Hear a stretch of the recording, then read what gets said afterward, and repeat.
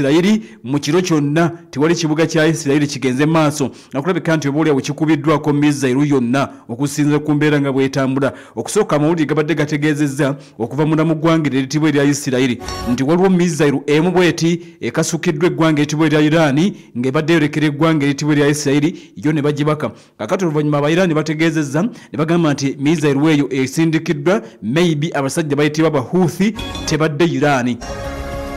Isiraeli yo egikutte Irani negamba nti eyo tebadde yaffe tetulina ballistic yonna gye tugenze maaso nokulabika nti tusindise at least mu kire ekikesezo olunaku olwaleero wabula nga bugenze okukya Supreme Leader Ayatollah Ali Khamenei amawulire gagenze maaso nokulabika nti gategeezezza nti finally afulumizza statement esookedde ddala kasookedde nga eggwanga eritibwa America ligenda maaso n'okubakuba obubi ennyo mu kire kyakesezza olunaku oluyise Ayatollah Ali Khamenei yonna gyali gyasinzidde n'agenda maaso n'okulabika nti azzeemu n'akiggumiza ebiseera ebisinga nabagamba nti musajja wa bigambo bitono era bw'omutunuulira bw'oti olabira ddala nga Irani kyeri si kyali wa mirembe omulabira nga musajja ali poole bw'oba omulabi ku bifaananyi bw'oba olabye videos ze olabira ddala nga ali poole musajja wa kirevu wa galubindi wa tabani ku mutwe wa makanzu ali poole naye bannange mu kubeera poole ate mukambwe Ayatollah Supreme Leader Ali Khamenei kale nno asinzidde gy'asinzidde n'agamba nti bateekateeka Iran egenda kuba a promising to punish the Zionist enemy again nti tugenda bapunishinga era Ayatollah agambye nti amazima gali nti bakyakola retaliation wakyaliwo bingi bigenda okulabika nti bijja Iran egamba nti bakyakola retaliation era bagenda kukola retaliation mbeera nga bwegenda maaso n'okulabika nti munnange etambula omukulembeze eggwanga eritibwa erya America gwe bayita Donald J. Trump ye bw'ati atiisatiisizza n'agamba nti singa embeera egenda maaso n'okulabika nti munnange eteerera singa Aba-Iran bagaana okudda ku mmeeza singa Aba-Iran bagaana okulabika nti munnange bakkiriza wabeerewo emirembe n'okuva ku byonna bye bagenda maaso n'okulabika nti bakola wasobola okubeerawo regime change America agambye tusobola kakati okuteekawo regime change awo gavumenti ntugikyusa tulina obusobozi singa Iran anaaba alemedde ku byonna byagenda maaso n'okulabika nti akola tusobola okuteekawo regime change mbeera nga bwetambula Khamenei ayogedde yeewerawo Kamala jjukira nti era mu weekend gye tuvuddemu ampuliriza ngenda kukubuulira kakati ennumba eziriwo tugende ku operation the midnight hammer naye amawulire gategeezezza nti yonna gyali ne bagambye nti kigema okuba nti ali wansi mu banka ali n'abatabani basatu okusinga mutabani wasinga okumanyika gwe bayita Mojitaba naye amawulire gategeezezza nti Ayatollah Ali Khamenei yonna gyali wansi mu ttaka nti mu banka mu mpuku gyasinzirwa kakati okulabika nti akasuka ebigambo ebiyitirivu ennyo tayogera nnyo naye ebigambo bye biwulirizibwa nnyo okwetoola eggwanga eritibwa erya Iran bagambye nti ayina kalisiti k'abasuccessor ayina listi y'abasuccessor singa Abamerika bamugjawo singa Abaisiraeli bamugjawo ayina kalisiti k'abasuccessor abayinza okumuddira mu bigere kubanga akimanyi kisoboka bulungi nnyo abasajja okumutta naye ateera Ayatollah Ali Khamenei nga bwe mugambye tatera kwogera nnyo yavuddeyo n'alabula eggwanga lya America n'agamba nti bannange kino kye mulaba eno revolution si yange nze Ayatollah Ali Khamenei ndi musajja mukadde mundaba ebiseera ebisinga mbeera na mukatebe bwe mba njogera amazima gali nti n'amaanyi si kyalina eno revolution si yange kitegeeza nti ne we mba nfudde ebibadde bigenda mu maaso bijja kusigala bigenda mu maaso nze ndi mukadde mbeera mukatebe amaanyi si kyalina eno revolution y'abavubuka ba Iran temulowooza nti okutta Khamenei munaaba musaanyizaawo revolution nedda tekigenda kubeerawo kati alabika nga akimanyi batugambye nti musajja mukulu ono Ayatollah Ali Khamenei ayina listi ba possible success abayinza okwatamu ng'agenze maaso n'okuleka nti afudde obanga atiddwa mu mbeera yonna nga bwegenda maaso n'okuleka nti etambula kale n'abasajja bayitibwa Aba-Iran bagambye nti bo mu kiro ekikeesezza olunaku olwaleero tewaliwo nnumba ziri awo zibakoze okujjako drone entonotono ze babadde basindise ng'ate zibadde intercepted ebyuma by'eggwanga ettibwa erya Isiraeli kakati yo Isiraeli yampuliriza Israel ampuliriza tubadde tumanyi nti Iran kubanga Urusi badde etera kuba ku ssaawa emu y'okumakya tebakubye era tebasindise at least tunaba kulaba weevu ndala okuva eri weevu eyabadde y'omutawaana ey'olunaku lw'ejjo mu basindikidde Kebaru Shekan omuzinga gw'enkugambye nti ngenda gukunnyonnyola kakati abasajja bayitibwa Abaisirayiri bo bakyekola ekigenyi amagye ga Isirayiri gaagano galumbye oli muna mu ggwanga etibwa erya Iran province gye bayita Yazid IRGC abasirikale 10 ab'eggwanga etibwa erya Iran mu ggye ery'omutawaana erya IRGC bwe batyo battiddwa okusinziira ku mukutu ogwa gavumenti ogwetibwa Tasnim News Agency bwe batyo bategeezezza era kigambo okuba nti Israel yabalumbye abawerako babuuseewo n'ebisago eby'amaanyi ddala akadde kano kennyini Israel era afulumizza statement n'ategeeza nti bannasayansi bakagezi munnyo ab'eggwanga etibwa erya Iran nga kigambibwa nti Iran bano kwabadde asibidde olukoba wakati mu kufulumya nate ebyokulwanyisa ebikozesa amaanyi aga nuclear Israel evudde neetegeeza nti abawerako bagenze maaso n'okeka nti battiddwa bali eyo mu 10 n'omusobyo Israel byakagenda maaso n'okuleka nti ampuliriza eta akadde kano kennyini amawulire nga bwe tugenda maaso n'okulabika nti tufuna nga bwe tugenda maaso n'okulabika nti tugafuna kakati ekiriwo Israel agamba nti aliko ebisaawe 6 byalumbye amakya g'olunaku olwaleero ebisaawe 6 munda mu ggwanga etibwa erya Iran bigenze maaso n'okuleka nti birumbiddwa naddala mu kitundu ekyo eky'obugwanjuba bw'eggwanga obuvanjuba bw'eggwanga n'amasekati g'eggwanga amagye g'eggwanga etibwa erya Israel bwe gatugategeezezza nti era gasobodde okuba nti gakubye ennyonyi 15 ekika kya helicopter ez'eggwanga etibwa erya Iran ne zigenda maaso n'okuleka nti zisaanyiziddwawo ekisaawe ekiyitibwa Mehrabad Mashahari ne Dezful akigamu okuba nti bimu ku bisaawe ebigenze maaso n'okuleka nti byonooneddwa mu nnyonyi ezigenze maaso n'okuleka nti zikubiddwa mubaddemu ennyonyi eziyitibwa F-14 F-5 ne AH-1 zigenze maaso n'okuleka nti zikubiddwa okusinza ku basajja abayitibwa Abaisirayiri mu bulumbaganyi obw'enjawulo bwe bongedde okuba nti munnange abakola amawulire okuva Iran gategeezezza nti emu ku drone ez'abasajja Abaisirayiri z'omutawaana bagiyita Hames 900 yes Hames 900 drone y'abasajja bayitibwa Abaisirayiri abasajja bayitibwa aba Iran bagiwanudde ampuliriza mu bire emu ku drone zisingendera okubeera ez'ebbeeyi ddala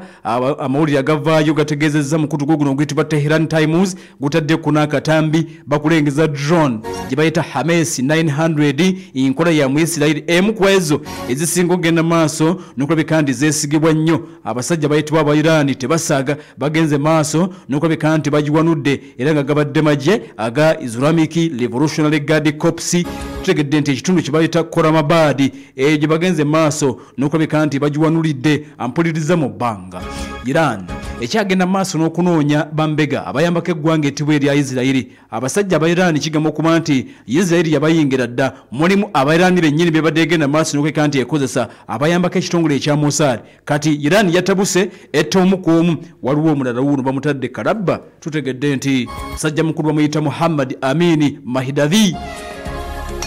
bamutadde Karabba kigamba okuba nti emisango egy'okubegera eggwanga erya Israel ekitongole ekya Mossad kiyambako okutuukiriza ebiruubirirwa byabwe mu Iran abadde akiyambako nnyo yadde nga munansi wa Iran abadde yejeryamudda olukwe kakati agavaayo gategeeza nti Muhammad Amin Mahdavi bamutadde Karabba kakati baweza abantu 3 kasokedde nga Israel abalumbe nakuzomeza ali 13 bakateeka ku Karabba abantu 3 abasajja bana bayitibwa aba Iran abantu abo bebatebereza oba bebasingisiza emisango egy'okubegera eggwanga litibwa erya Israel akadde kano bwe bigenda maaso n'okulabika nti byetambula kakati mbagambye nti ngenda babuulira operation the midnight hammer eyakoleddwa omusajja ayitibwa mu America bagambye nti ngenda gibabuulira mbabuulire eyabadde etya naye nsose babuulira agaliwo kakati nitutegeera abasajja bayitibwa aba Israel n'okusinga mu kibuga ekiyitibwa Haifa port city eyitibwa Haifa batandise ogenda maaso n'okulabika nti banoonyereza onaku luyise twasinzidde ono ne tugamba nti Iran yagenze maaso n'okulabika nti yasumuludde omuzinga gwe bayita Kebaru Shekan era yakubye bubi nnyo ekitundu ekiyitibwa Haifa Tel Aviv n'ebitundu ebiwerako kumpi ne bisigana nga vu katampuliriza ebimu ku bitwategedde olunaku oluyise Amulega ategeeza ne gagamba nti omuzinga omupya ku mulundi guno era gwakozeseddwa Isirayiri bagikubye missiles endala abasajja baleese missiles endala ebadde tennaba kulabika nti erabwako eno gye bayita Kaibaru Shekan ekisinga okwewuunyisa Isirayiri kubanga eno mpya ngenda kukubulira ebitonotono ebigikwatako ekisinga okwewuunyisa Isirayiri nti ebyuma byayo again luli Irani bagamba nti baleeta missiles kati ebyuma bya Isirayiri ne bitandika okwekuba Air defense systems ne zitandika okwekuba ne basoberwa kati this time round olunaku oluyise batugambye nti ate alerting system y'Omuyisirayiri ye yawunze ku luno omuzinga guno Kaibaru Shekan bw'ogwabadde gugenda maaso n'okweka nti gukuba medium range ballistic bw'ogwabadde gutuuka alerting system y'Omuyisirayiri eteekako sirens zijjukira nti Isirayiri balina system ezibakuuma ky'obalaba tebafa nnyo emizinga gya Iran gigenda okujja nga kumpi ebizimbe bikalu ky'obalaba ebizimbe bisaanawo abafa batono Isirayiri balina alerting system eyambako abantu balo bagamba nti bannange mudduke mugende mu shelters bateekako sirens kati omuzinga guno we gwakubye jjo alert system bagambye nti ebitundu ebimu si wonna alert system yagaanye okukola yakabye sirens zakabye gumaze kuba Isirayiri bagambye nti batanso kinoonyerezaako kyabadde mu kitundu ekiyitibwa Haifa sirens obugombe obulabula nti bannange omuzinga guugwo gujja zagaanye okukola ne air defense systems zizasobodde gubaka ne guyitawo sirens zagenza okukaaba nga gumaze okukuba beebuuza nti ziina kaaba nga tegunnakuba ne twagala okunoonyereza muzinga kika kiguno ne tukizuuna nti Abairani ku mulundi guno baasumuludde omuzinga gubayita Kaibaru Shekan yes baguyita Kaibaru Shekan amagye ga Iran ag'omu bwengula saag'omu bbanga ag'omu bwengula ge bayita Revolutionary Guard Corps Aerospace Forces bagenda maaso n'okeka nti bakozesa Iran baleese omuzinga omulala gubaasabuukuludde Kaibaru Shekan era magambye nti guno gwajjeko ne alerting systems eziwulako ne ziba nga tezaakoze gwagenza okuyitawo nga teziriiko gwamaze kuba ne zikaaba amagye aga Islamic Revolutionary Guard Corps be bagenda maaso n'okubeera wakati mu kuweesa missiles endala enkambwe ey'aba Iran gye bayita Kaibaru Shekan bagiproducinga mu mwaka gwali gwa 2022 gye ku mizinga Iran gyalina nga mizito nnyo olw'ensonga nti omuzinga guno gubayita Kaibaru Shekan guzitowa ttani ezibaddera 6 ne kilogulamu zinga 3 kitegeeza nti kilogulamu zikakaaga mu 3 muzito ddala ekyenkanidde awo meters 11 centimeters 7.6 basobola okusibako ekyokwensa kya kilogulamu 10,555 Kaibaru Shekan kakati bwebali nnyo okuleka nti mutuuliriza ataddeko onawo osinzira okuba nti owuliriza bagambye nti omuzinga guno muzito ddala kigambibwa okuba nti gulimu kyebayita maneuverability yagwo re-entering the atmosphere bweguma nga gumaze okulabika nti guyingira obwengula kasa guyingira obwengula bwe guti gukola kyebayita sophisticated and faster maneuvers mu bbanga awo era kigamba okuba nti obudyusi buno bwe guteekamu nga guyingidde obwengula maneuvers ze gukola guyina obusobozi okudifeatinga missile defense systems eziwerako missile defense systems eziwerako tezisobola kugulaba Kaibaru Shekan kilometers 2,000 n'omusobe gusobola okulabika nti gukubayo ba Iran bazzemu ne bagusumulula olunaku oluyise era nga mbagambye nti ebyuma by'eggwanga etibwa erya Israel tebyasobola okulabika nti biraba bwina range bagamba nti gwina range ya kilometers 10,405 kyokka nga kigamba okuba nti aba Iran era balinayo okusobola okuba mu kilometers 10,200 kakati olunaku oluyise baleese eyo gye bayita Kaibaru Shekan abasajja bayitibwa aba Iran naye bagambye nti akasatiro wekali e Isirayiri kwe kuba nti air defense systems alerting systems tezaakoze zagenze okukaaba ng'omuzinga guno gumaze okuba nti guyitawo. Isirayiri bagambye nti batandise okunoonyereza ku muzinga guno oba kyekyaleetedde ebyuma byabwe okuba nti byakyankalanye nga gujja ate bwe gwamaze okuba ne bigenda maaso n'okuleka nti byakaabye. Kebaru Shekan misalu empya ekika kya ballistic abasajja bayitibwa Abayiraani gye basumuludde olunaku oluyise. Report in depth. New video today from Israel's military claims to show. You tell us your side of the story. Hamas has underground tunnels and basements, but they sure know how Pal to torture. FM News and You World. Behind every statement, there is a bigger story. Get the bigger and real story.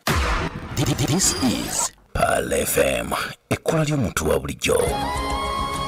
This is Pal FM ekulira omuntu wa bulijjo. Kakati tugenda ku Operation the Midnight Hammer, engeri Abamerika gye bakutte embazzi ne bagenda bakomerera mu Iran. Awo tugenda okuleka nti tudda naye nga tukujjukiza eggonero ery'omugongo. Bannaffe bano abajjanjabi b'omugongo babategeeza nti babaleetedde enzijanjaba empya ey'omulembe eri abalwadde b'omugongo. Amagumba galeetedde 6 gasesetuka ne ganyiga nerves obanga omugongo gukuluma mugende babajjanjabe muwonere ddala ku ssente entono ddala bajjanjaba mu abasanyaladde omugejjo kiwanga bigere nga bizimba bikuma omuliro obanga amagulu gaggwamu amaanyi wamulendwadde endala nnyingi wekwati bannaffe abo ab'eggonero ery'omugongo bakozesa enkola etibwa therapy treatment ne bakozesa massage home care kitegeeza nti bajja kujja ewaka bakujjanjabe owone bulungi oli waka oli mu kagaali oli mu kafaliso oli ku miggo amagumba gakulumye okumala ebbanga essuubi lyakuggwamu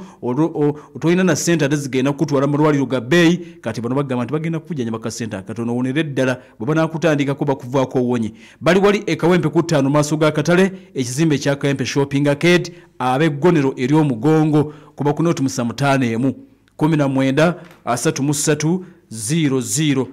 075 emu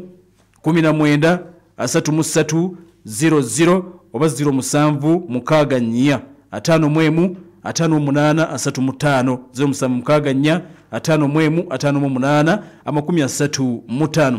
ate nga nkujjukiza Muna Habo mouthwash bagamba nti gwe munafa aliyo nga amanyo gakuluma amanyo gaguba galimu ebituli bwosaye kinyogogo bekyokya gasanyalala bwosenye ebibuno bivaamu lusaayisayi ogayiza ku ludda lumu obanga owunya akamwa sensa Muna Habo mouthwash agenda okulabika nti akutereeza eddagala ettuufu mu kujjanjaba endwadde ez'amannyo eza buli kika ne bagamba nti weegendereza bafere tebakuguza ekipaape ky'eddagala nti bakuguzizza kamuna Muna yakakasibwa ekitongole ekya National Drug Authority era nga mu pharmacy ne drug shops zonna okwetola eggwanga gyali ate gwe munange nga omutwe gukuluma musujja magulu mugongo obanga ofuna omuliro mu lubuto mu mubiri obanga webase ekiro owulira obulumi mu nnyingo kwate eddagala etibwa Chocomil ligenda kwongera amaanyi mu basirikale ab'omubiri balwanisa endwadde ezikuluma naye ze ziyinza okukosa obulamu bwo. Chocomil ono yakakasibwa ba NDA era osobola okugenda mu maduuka gonna agatunda eddagala okwetola eggwanga ojja kuba omusisinkanawo. Kakati tukyagenda maaso Pal FM ekwera omuntu wa bulijjo Iran versus eggwanga etibwa erya Isirayiri naye nga byayengeddemu mu Amerika. Kakati bwe nkomawo kannyongere okunnyonnyola bye twongedde okutegeera ku ngeri Amerika gyataddewo operation ey'omutawaana n'agituuma Operation the Midnight Hammer, Operation embaze y'ekiro. Amerika agikoze atya katukomewo. MTN Voice Bundles ziri bei dondolo okukubira emikutu kyonna mu Uganda. Funa eddakiika 25 ku nusu lukumi zokka. Okuzigula nyiga star emu star 2 olonde daily bundle oba kozesa My MTN app oyogere ku bei dondolo ne MTN kubanga bwe twogerera awamu tewali kitulema. MTN enkola n'obukwakulizo bigobererwa. MTN erungamizibwa Uganda Communications Commission. Kankwanjulire kawampologoma. Kawampologoma obwakabaka akolebwa okuva mu nteekateeka y'emmwanyi terimba akawoowo eddekende. Ono kawa yennyini ali mu bipimo bya grams 2 5 10 25 5 ne kilo emu ate ng'ali ku bbeeyi esobolwa buli omu. Abazadde ng'abaana baddayo ku ssomero mubagulire kawampologoma anti awagala obwongo oteekateeka kwanjula weekwate kawampologoma omusiika obulungi onyumisa omukolo gwo afunika ku muganzirwaze katwe mu supamaketi ne maduuka gonna. Omusuubuzi tukubire ku 0703 62 57 13 ne ku 07 0779 11 14 nkaaga oba ku 0784 43 22 14 nywa ku kaawa mpologoma okakasize ddala nti emmwanyi terimba. Big thing about the MTN Super. Wali yakapya musite wali yakapya. Wefunire simu ya Kabode Super empya olwonyumirwe GB 16 ez'obwerere. Osobola okutandika ng'osasulako emitwalo 4.5 olw'endala ozisasula mpola ng'ossaayo sente ezitasuka siringi 10 buli lunaku. Ate osobola n'okusasula buli wiiki oba buli mwezi nga tuli wamu. Vibe zaffe teziremesebwa. Enkola n'obukwakulizo bigobererwa. MTN erungamizibwa ekitongole kya Uganda Communications Commission. What is that? Crunchy, yummy. Oyagala obumpwakimpwaki obugenda okuteeka kamwenyumwenyu ku matama buwomu era ng'obufuna mangu nkwanjulira Newman's Snacks nga tulina ezagonja obumonde tulina emberenge ez'amawogola bagiya ebiryo soya tulina ebinyebwa ne daddies ebiwomu tulina kakamula lya kalungi n'entungo kawoomera tulina akabisi k'embidde k'ogula n'onywerawo. Kalaba emikolo amakampuni ab'amasomero ewaka ne mu ofiisi mweyina obwokulya bwaffe buno bwangu obwa Newmans buli maduuka gonna ne supermarkets okwetooloola eggwanga gwali e Kampala bufune ku Active Arcade mu kikuubo essimu noti 7 noti 2 921 718 oba noti 392 noti 3 239 Newmans. Manda Mobile ekuleetedde bandi empya 2 nga zisobola okukola okutuukira ddala ku nnaku 3 kati ku mitwalo 3 gyokka osobola okulondako okufuna GB 20 onyumirwe internet oba GB 6 n'eddakiika 6 nga zikuba ku mikutu gyonna. Kati nyumirwa internet etasalako olabe bu video busesa online nyumira WhatsApp etakoma obuzannyo n'okuba video call eri abaagalwa abo okumala ennaku 3 nyiga star #9 ku Manda Mobile onyumirwe. Manda Mobile koleza weefunire Kabode Super smartphone empya onyumirwe GB 16 ez'obwerere. Tandika ng'osasulako emitwalo 4.5 zokka olwo balansi omusasule mpola nga buli lunaku osasula sente ezitasukka mu siringi 10. Osobola n'okusalawo okusasula wiiki oba omwezi. Nyiga star 165 star 5 star 2 star #. Okusobola okwefunira Kabode Super empya. Kabode Super empya, style mpya, vibe mpya. Nga tuli fenna, vibes zaffe teziyimirizika. Enkola n'obukwakulizo bigobererwa MTN. Erungamizibwa Uganda Communications Commission. Okumanya ebisingawo kuba ku 072 000.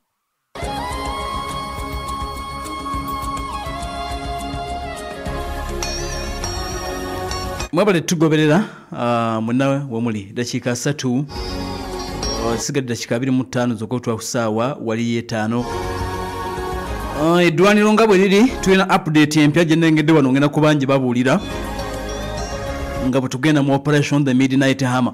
nenga tukujjukiza bannaffe aba Pure Herbs Clinic bakujjanyisa eddagala nga lya butonde omwami yadde nga kwesako enkulu ekwezanyiikiriza ogazie prostate gland lofuyisa buli kadde tokyasobola kuuma wuzo obuuka buli mu kawago ekisenge kyanafiira ddala bagamba nti kakati genda maaso n'ogenda batuukirira okwata emitwalo 4.5 zokka bagenda kuba bakutereeza munnaye ng'osobola okuuma wuzo okumala akaseera nawe atali musiraamu ng'ate tekikwetagisa genda buli kadde ogenda mu manju kufuuyisa bagamba nti wekwate eddagala eryo era prostate hub ku mitwalo 4.5 zokka doozi namba mitwalo 4.5 zokka outside gwe zitawaanya ofuna ekikeeto mu lubuto towulira bulungi genda ofuna eddagala eryo ku mitwalo 4.5 alina infection z'oluma mu ndira oba amazzi agalimu olusoosanyalala ku mitwalo 4.5 bagenda kuba okujjanjaba ate otereere bulungi nnyo nnyini ddala. Pure Herbs Clinic bali wali ekyebando emabega wa Butaba supermarket oba emabega wa Butaba center waliwo ne Sabex empya emabega awo ogenda okuba nti munnange obasinkana ojja bafuna ng'okubye ku noti 752 982 basobola okuleeta eddagala wonna wooli gw'okuba ku noti 752 98 24 41 noti 752 98 24 41 okuba ne ku noti 767 3 82 19 asonga Superstar Nursery and Primary School eryo ssomero ddene boarding liva ku kibiina ekyannasaba ku kibiina ekyomusanvu buli wayo nyonyi environment yesande okubira mu mwezi atandika okusoma omwana bamulisa bulungi nnyo bamwambaza bulungi ojja kuba obasanga wale seeta kilometers 16 zokka okuva e Kampala essimu yaabwe eri noti 7 nya noti 9777 noti 7 nya noti 9777 ate nga SMK bagamba nti weewala empiira emijingirire gw'omuvuzi w'ekidduka empiira gigenda okuleka kandi gikuwonya obuzibu ku kkubo empiira mu buli saizi bali wali ku ploti 18 20 Kobe Lubombo Road opposite Bat Valley Main Gate ntinda ku Share Petrol Station Rubis wali webajja ne ku Bombo Road gye kubo basangawo empiira emiwangazi gifune obannafu abo aba SMK Tires esimu noti 7 noti 78 482 oba okubi ku noti 772 5 7 nenkujukiza modus management services nga buli job bali bukote zimbe kitibwa kamule bakujja ko swese opangisa gwali eyo okweyo kugaba n'abapangisa olwezi mu apartment bake tofa bakwasa zimbe bakubanjize ufune sente mu budde atenga za awamu landlord akoyo kugaba n'omupangisa kuba ku noti 559 73 noti 5 97 okubene ku noti 7 5 2553 atenga kakano tugamba nti Pal FM osobola otugoberera obutereeve ennyo ku mukutu ogwa YouTube byonna babikusubya ojja kuba obisanga eyo Pal FM News YouTube atenga TikTok eri Pal FM Radio gendeyo kakati otufune butereevu bagambe nti Pal FM News YouTube ne Pal FM Radio ogwo mukutu gwa TikTok still ojja kuba otufuna bulungi azimba nawe ateekateeka tukulagirira SH Family Hardware kukubira genda ku headquarters eza district ewa Kiso opposite Masjid Nur bayina mu kika ky'ebizimbisibwa ku bay ennungi bagamba nti ogenda kuleka nti ofuna ebizimbisibwa bya plumbing misumali tanka mitayimba singing mataala byonna ojja kuba bifuna bulungi osobola okugula bona account n'oteekako sente mpola otuukirize ekiruubirirwa kye eky'okuzimba abannafu aba SH Family Hardware be bakuyita bali wali kukubira genda ku headquarters eza district ewa Kiso opposite ne Masjid Nur okuba ku noti 75 noti 75 yes banafabo ojja kuba tubafuna bulungi babayita ba SH Family Hardware wali ewa Kiso kulida ku district report in depth. New video today from Israel's military claims to show You tell us your side of the story. Hamas has underground tunnels and basements, but they sure know how Pal to torture. FM News and You World. Behind every statement, there is a bigger story. Get the bigger and real story. This is Pal FM. Ekola ly'omuntu wa bulijjo. ene Pal FM ekulera omuntu wa bulijjo wabale tugoberera yenzo omukugulu ku Nuhu dwaniro gye tukyali Russia rather egwange tibweria Isiraeli kose egwange tibweria Irani America ali ku bbali ye yakoze one off strike nadda ku bbali alinze kiddako America naye edakiika zino zennyini amagye ga Israeli inva kulengera wano gasinzidde ku statement gye batadde ku X bategeezezza nti Irani amaze okulaunchinga again systems z'abasajja ba Isiraeli bagambye nti Iran edakiika ntono eziise bamaze okulaunchinga a new barrage of ballistic missiles from Iran. Yes, Israel bagambye balengedde ku ssaawa 4 Omwirani alinze leero enjuba nevayo bulungi bulijja badde kuba kwemwawo kati bagambye nti ku ssaawa 4 kuno kwiseka eddakiika ziringa 40 bagambye nti eddakiika ntono eziise Iran emaze okuba nti agiwanze era giri mu kkubo. Yes, giri mu kkubo gijja. Banansi ba Israel babagambye nti please head to safe areas and shelters mugende mu bifo kakati embeera eri Isiraeli yeno nti bw'oba badugudde wedduuka kasita bakugamba tolina kwesisigiriza emizinga gy'abasajja mwagirabye gy'amaanyi ate mwakirabye air defense system sizeezo ze tulina okwesigulirako ebizuka by'omusajja biyitawo kati latest news Iran tennaba kwogera nti esindise naye amagye ga IDF Israel Defense Forces bategezezza eddakiika ntono eziise bagambye eddakiika ntono eziise okuva ejjo Iran batetannaba kulabika nti akuba kati Israel ebyuma birengedde kasita gisituka bwegiti ne giva mu launch sites oba mu silos gye bazitereka kasita gibanga gimaze okulonchingibwa buterevu system z'Abayisirayiri yadde nga Iran aliwona nabo tebereza Iran ali mu kilomita 105 kudda waggulu okuva bwe bali Abayisirayiri naye balina obusobozi obugenda maaso n'okuba nti bulengera nti obusajja bukoze eki baditekitinga bamanya nti waliwo ekijja ekyo Isirayiri akirina amagye ga Iran nga tegana badde okwogera kakati wano otenderezaani ku bombi kubanga ono Isirayiri alina obusobozi obuwulira nagamba nti abasajja baleeta oba Isirayiri yaba ow'amaanyi oba oli kubanga ono alengedde bukyali naye ate gijja ne giyitawo kubanga Isirayiri abadde asobola okukwata ennyonyi zi F-35 ne zigenda zisanga bino ebijja n'abikubira mu bbanga ate ne air defense system zinazideployinga ne zibeera ku muzuuli ne zibaka ebijja naye tasobola kale si byonna because ebimu abibaka byonna tebiyitawo era ebizuka bya Iran ebyo byasindika byonna singa byali biyitawo bannange singa ebibuga bya Israel ebimu mu miraba biri ku ttaka naye ebimu abibaka si byonna weewaawo Iran asindikiramu emizinga egiri advanced ennyo ono gyatasobola okuba nti abaka kati Isirayiri mbagambe nti emizinga gino agirengera mangu nga bakagironkinga nga bwavujjira bakati n'agirinda ewaka ekibuuzo kiri nti talina busobozi bugenda gisanga mu bbanga agisange mu Jordani nga gijja agisange Iraq nga gijja agikubire Syria agezaako kangambe nti agezaako ekyo kyoyagala akole yasinga okukyetaaga kubanga amanyi kimutaasa nnyo naye munnange gituuka oba gitya gituuka era afaafagana nagyo nga gituuse waka Jordani giyitawo Jordani egitwamula byagezaako okubaka naye bwa giyitawo jukira nti Ayatollah Ali Khamenei yategeeza nagamba nti tebigenda kulabika nti biggwa kati tebigenda kuba nti biggwa kati naye ku mulundi guno era Iran ayorekeza Isirayiri Iran tannaba kwolekeza Amerika tibannaba kwolekeza Amerika era bayorekeza ampuliriza eggwanga ettibwa erya Isirayiri akadde kano kennyini nga bwe tubiraba abasajja balangiridde bagambye nti another new wave of ballistic missiles okuva mu ggwanga erya Iran gyolekera Isirayiri akadde kano kennyini jjukira nti Isirayiri akedde bbakkuba nnyo bategeeza nti ebisaawe kumpi 6 abikubye kati aba Iran nabo basindise bamugambye nti naawe genda ku defense okiwulire abantu babagambye nti bw'oba olina wosobola okulabika nti olya cover mugende mu bifo ebiri safe embeera nga bwetambula katudde cooperation bagituumye Midnight Hammer mu America buli bagenda mu operation bagituuma erinnya kati in fact n'ekigenda maaso wano America yekasi yatuuma naye engeri gyekiri nti yalwana ennyo gwe tusinga okulaba Isirayiri bwe yabadde egenda okulumba Iran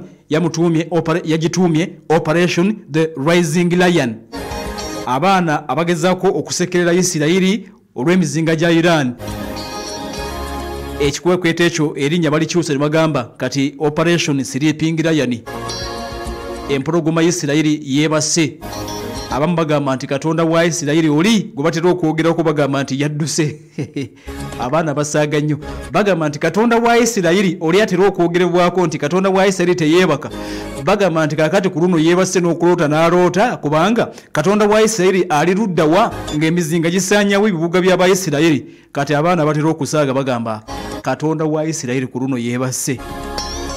yamaze ne yeebaka finally yafunye ku tulo Katonda wa Isirayiri ne anyway okukuba kusaaga katugende ku operation the Midnight Hammer magambye nti babano bagituuma operation the Rising Lion Iran wakati mu kwerwa nako n'agituuma operation True Promise 3 kati yo America eye yatutte buli omwayina ekikwekwetu kyalimu kati ekyo America n'akituuma operation the Midnight Hammer ennyondo y'amasekati g'ekiro bw'oyinza okivunulwa ennyondo ey'amasekati g'ekiro Omuyiraani bamukubye ennyondo mu kiro kale embeera bwe yabadde egenze maaso n'okuleka nti yatambudde bakubye Fordo ne bakuba Natanzi ne Isfahan kati Abamerika bennyini bavuddeyo ne batubuulira bagambye nti mu byafaayo byaffe tetukolangako operation nga tweyambisa bittu ng'eno gye twagenze maaso n'okulabika nti twakoze bagambye Abamerika nti this was not just an air strike, it was a message. Yabadde ampuliriza message Secretary of Defense Minister w'ensonga z'ebyokwerinda Peter Hegseth batu byategeezezza n'agamba nti ebyaddala abasajja twabakubye era naddamu najjukiza n'agamba nti abasajja aba Iran president wabagamba president Trump babagamba nti please temulina kubeera na nuclear nsuubira mwategedde ekiro bulijjo kyategeeza embooko yaffe eruma mwategedde kyekitegeeza omusajja bulijjo ayogera abagamba nti Iran please mutule ku meeza temwetaaga kuba na nuclear kati mwategedde kakati okusinzira ku America bagamba nti planning yonna planning America nga planning yabaddemu a tight cycle of senior defense personnel abakulu mu defense ya America babaddemu wakati nga bagenda maaso n'okweka nti bapulaninga nkubuulira operation the midnight hammer America bakulu mu defense batudde ne bagenda maaso n'okubaganya ebirowoozo musajja tumulumbe era bagamba nti bakoledde under extreme secrecy wakati mu kulaba nga tiwabaawo kifuluma era nti n'abakulu abalala mu gavumenti ya America abamu tebategedde abakulu mu gavumenti ya America abamu tebategedde ku scope scale timing byonna tebabitegedde bagambye nti it was a highly classified mission America nga bategeezezza chairman